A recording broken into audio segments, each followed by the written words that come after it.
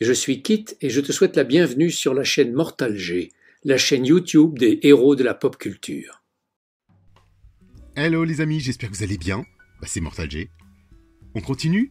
On poursuit ensemble l'aventure avec l'épisode 69, 70, 30, 40 épisodes encore. Waouh! Dans combien de temps? On y est presque, hein. Ça avance vite, ça se profile bien. On a le corps, on a presque l'âme de Kit. Et oui, parce qu'on a le tableau de bord, donc c'est plutôt pas mal. On verra ce que ça va donner, bien sûr, par la suite. J'ai hâte, les amis, tout ce que je peux vous dire.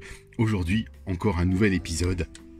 Ah là là là là, qu'est-ce que ça fait plaisir rien que de voir cette belle image. C'est beau.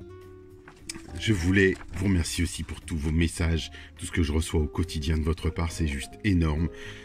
De plus en plus, bien sûr, j'essaie de répondre à tout le monde le plus possible, d'Allemagne, de Corée, de partout, c'est vraiment énorme. Alors, je ne réponds pas forcément en allemand, quelques-uns, j'ai des restes d'allemand, mais j'essaie de faire ce que je peux.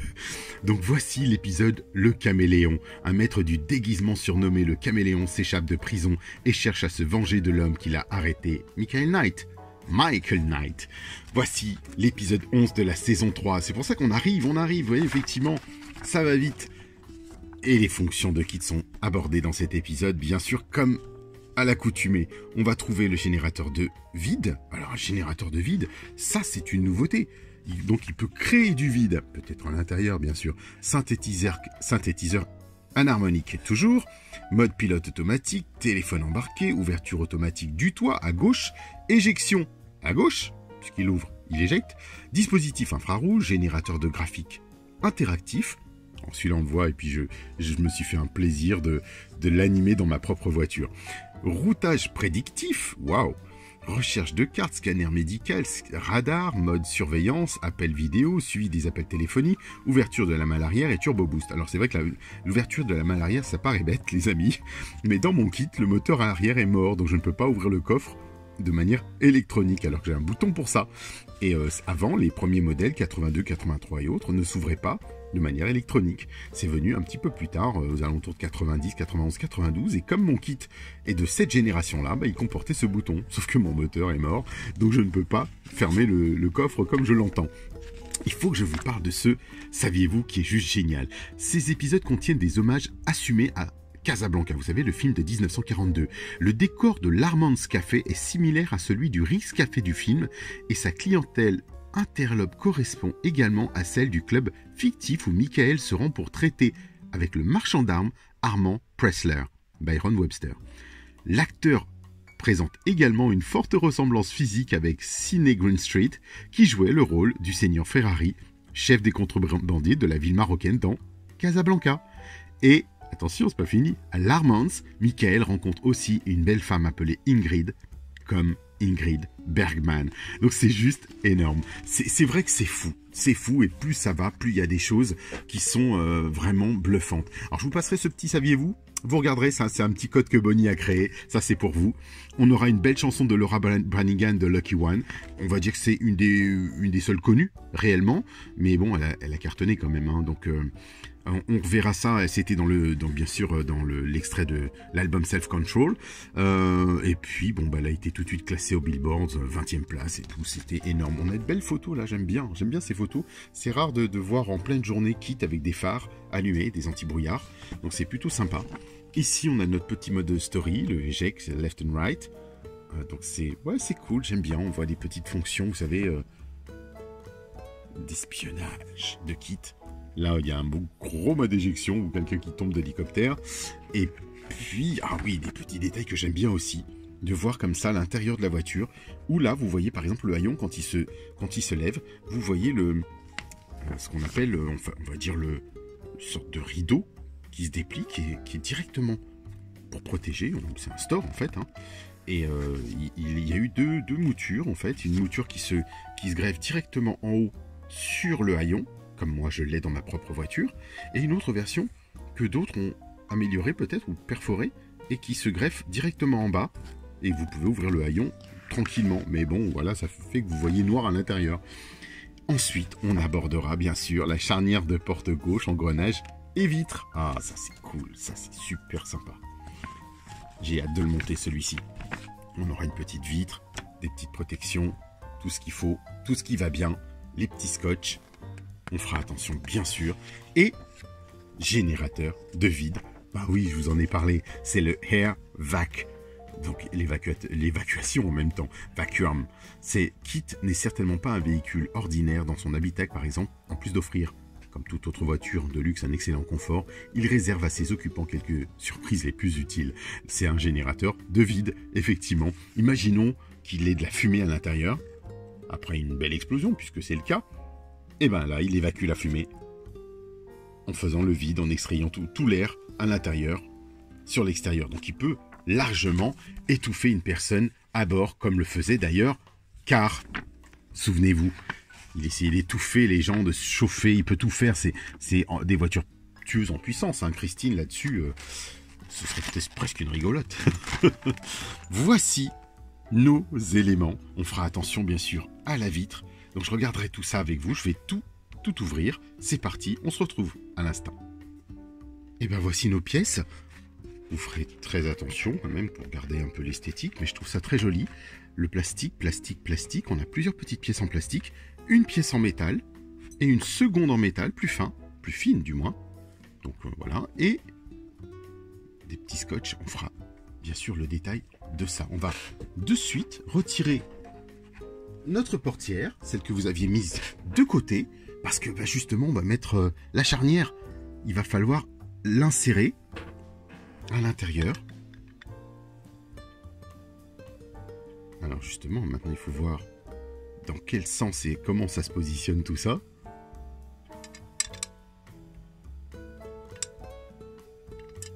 Ah oui, non pardon, c'est effectivement comme cela. Vous voyez, ça va venir comme ça. Petite mise au point s'impose. Voilà. Il n'y a pas de fixation pour le moment, donc on va dire que ça va permettre à la voiture de basculer, de tenir, et on va venir chercher la petite plaque de métal qui, elle, va venir certainement fixer la charnière, qu'on va venir visser, et qui va fermer notre jolie portière. Attention au sens à respecter, et on va venir prendre nos vis NM. Il y a deux vis. Vous verrez qu'il y a effectivement un sens à respecter. Donc vous ne pouvez pas vous tromper de sens. Hein. Il y a un sens qui est correct et un autre qui va pas. Donc on va prendre une vis NM, puisque là il n'y en a qu'une seule, sachant qu'il y a un second trou qu'il va falloir certainement visser plus tard. Mais là on nous précise juste une vis NM. Donc on remet la charnière bien droite, la vis NM, métal sur métal.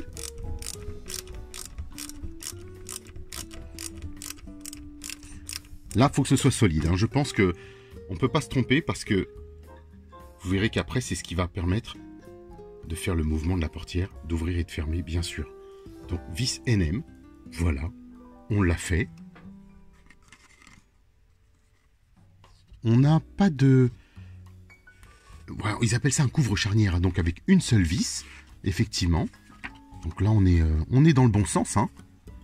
Et puis, alors, il faut venir chercher, vous savez, les petites baguettes auto-adhésives dont je vous ai parlé tout à l'heure. Il va falloir les coller le long, ici. Regardez, tout au long de cette surface. Là, tout en haut. Donc on va le faire ensemble.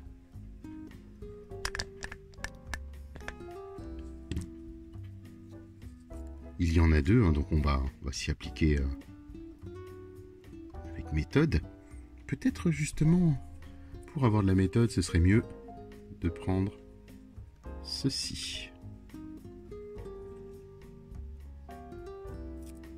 Et de bien les séparer. Alors, peut-être on va les poser parce qu'il va falloir bien protéger les plastiques. Pour ne pas rayer, bien sûr. Donc on va le mettre en butée, ce scotch. Oula, il veut pas, il colle sur mes doigts. Toujours délicat les scotch. Hein. Ah oui, c'est normal. Regardez. J'ai encore un embout qui ne s'est pas détaché. On fera attention aussi sur cette partie-là. Voilà, chose faite. Ça va venir protéger notre... Bah oui, notre vitre. Tout simplement. Donc voilà, le premier. Et on va faire notre second dans la foulée. Vous voyez, il a du mal à sortir, donc je vais essayer d'agir différemment. Est-ce qu'il se plie? Voilà, c'est ça. Une petite languette qui se plie volontairement. C'est pas mal cette idée de justement de protéger. J'aime bien. Donc vous viendrez poser le petit scotch progressivement. Ça demande plein de choses en fait, cette voiture, cette maquette. Hein. Ça nous demande du doigté, ça nous demande de la patience, un petit peu de force parfois. Et puis voilà, donc globalement, on a monté notre charnière. Il n'y a rien d'autre à faire, il n'y a rien d'autre à dire. Tout est fait. Ils disent que c'est terminé pour cet épisode. Alors on a, bien sûr, vous avez remarqué qu'on a une vitre, on a un engrenage. Tout ceci va bien sûr se positionner au fur et à mesure. Et on les retrouvera dans les prochains épisodes. Donc là, pour le moment, la même chose.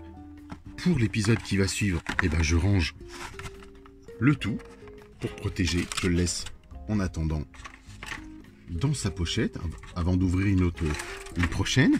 On a celui-ci, la même chose. On va le protéger. Et puis, on va garder le petit plastique pour se retrouver au prochain épisode. J'ai hâte de vous présenter tout ça. Donc voilà, les amis, ça a été rapide, sympa, et juste de temps en temps, ça fait du bien d'avoir quelque chose d'agréable et d'utile pour l'oiseau. Écoutez, pensez au petit pouce. Enfin, pour lui, pour qui, comme vous voulez. Ça me fera plaisir. Et puis voilà, comme ça, on montre que vous êtes présents vous aussi, que vous êtes là dans cette communauté de fans, de passionnés, de monteurs acharnés, on va dire. Et surtout, il y a du travail. Oui, il y a du travail, il y a pas mal de choses. Et je trouve que au niveau finition, c'est pas mal. Franchement, alors c'est ma première, bien sûr, c'est ma première. J'ai fait d'autres petites maquettes avant.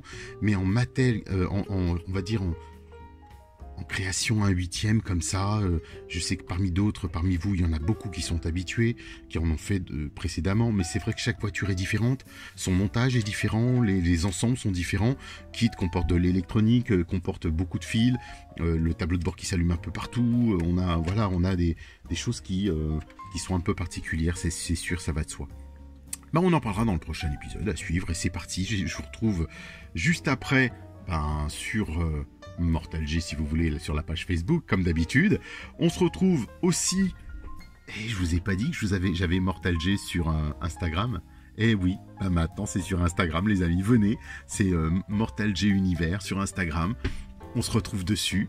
Et ça me ferait plaisir que vous puissiez juste au moins vous abonner, tout simplement. Même si vous postez pas, vous regardez pas, mais de temps en temps, je poste des petites choses sur K2000. Là, récemment, j'ai posté ma voiture, d'autres sujets. Ça peut être tout ce qui est lié à la collection, au maître de l'univers, à Wonder Woman, à Popeye, à tellement d'autres choses, à toutes mes passions. Voilà, je vous dis à très très vite les amis pour la suite des aventures. Bye bye. Bonjour, je suis Guy Chapelier, comédien, et j'ai eu la chance d'être la voix française de quelques personnages de films et de séries comme Agence Tourisque, Supercopter et notamment K2000. Alors quand Jerry m'a demandé si aimablement d'être le parrain de Kid France, j'ai accepté bien sûr, car j'ai été très touché par votre enthousiasme devant nos aventures et votre admiration. Alors merci à vous tous de prolonger cette belle histoire qui nous a réunis si souvent Michael et moi pour quelques poursuites des cascades intrépides.